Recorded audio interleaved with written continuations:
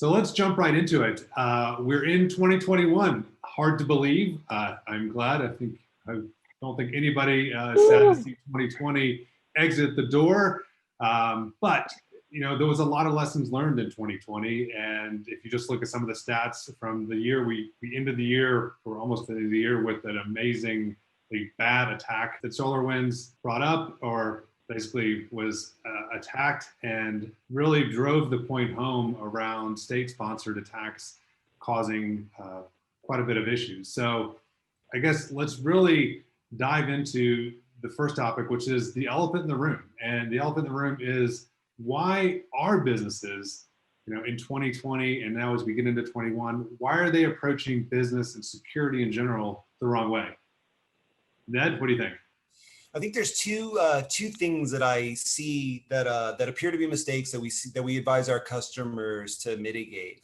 And one of those is organizational, where security is foundational, or it's fundamental to all the other aspects that we see inside of an IT approach. If you're developing software, it makes sense to incorporate security best practices, for example, to make sure that that the source code that you're incorporating from the public domain hasn't been compromised.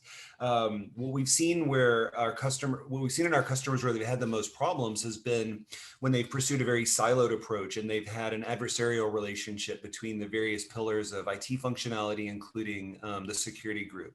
So that's number one. As we see a more robust and more holistic approach, we see much more efficacy in terms of how our customers are approaching things to achieve their goal of having a more secure environment.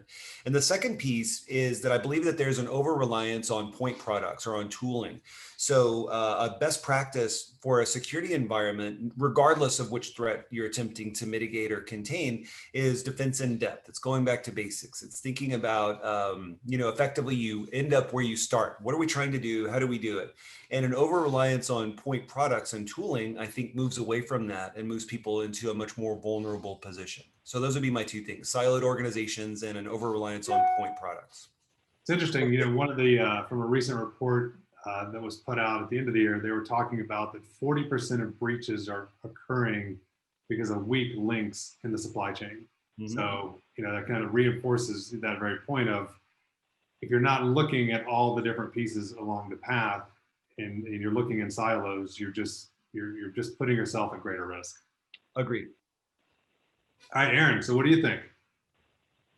Yeah, I have to agree. I think the elephant in the room. I think the pandemic really has, businesses are approaching things as if we were living in our past lives. This is a new world we're in. This is the new normal. Remote work is where we are, and I don't think it's going away. So I think, people are behind the ball.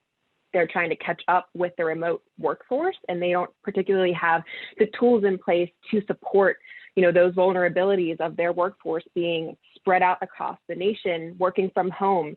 And then there's distractions on top of that. You have children running through, you have dogs barking.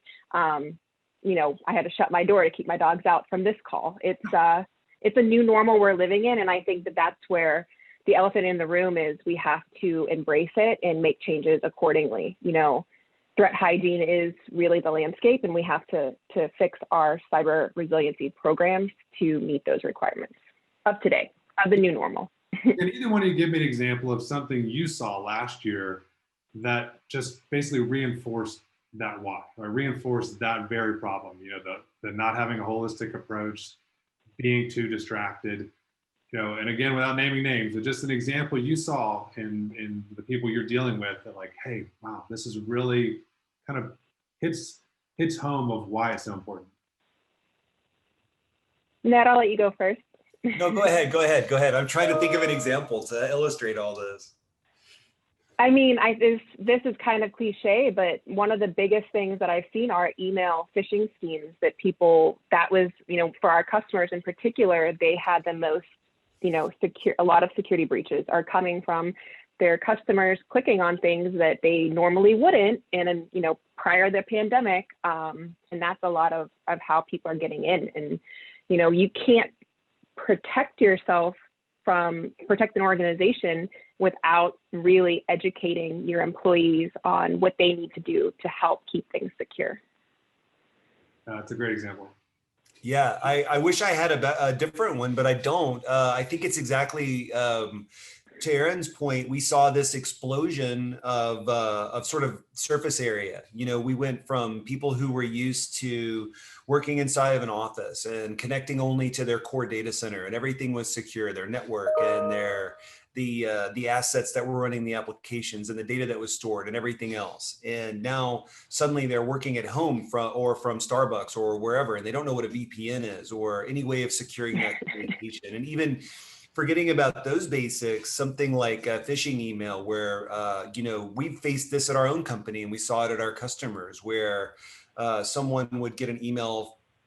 Would receive an email that appeared to be from our CEO saying, "Click me now," you know, or whatever. And we've had to go through and train people to look at the return addresses. And do you really think that he would do something like that? Or, you know, whatever, it just makes sense. So yeah, I think that to me, it's just exactly that. The explosion of surface area made everything a lot more pointed in terms of like the threat surface area. I have a comical example of to the point about the CEO. We had a client who was attacked with phishing attack, and the message was, I mean, it was sent to somebody saying, "Go get a whole bunch of gift cards at this." I won't name the name of the store, but like the name of the store, which was be, you know, totally out of character for the business and for the CEO. But again, people fell for it. And they clicked it, and then they have a problem. So it's interesting, you know, that point about, Aaron, you said the new normal and looking at things. I think looking back at the year and then moving forward, how much people now, you know, the terms remote access, the terms, you know, VPN and understanding phishing, all that, I guess the positive in this is that the education of people being more aware of security is a problem, is a good thing. That's a plus.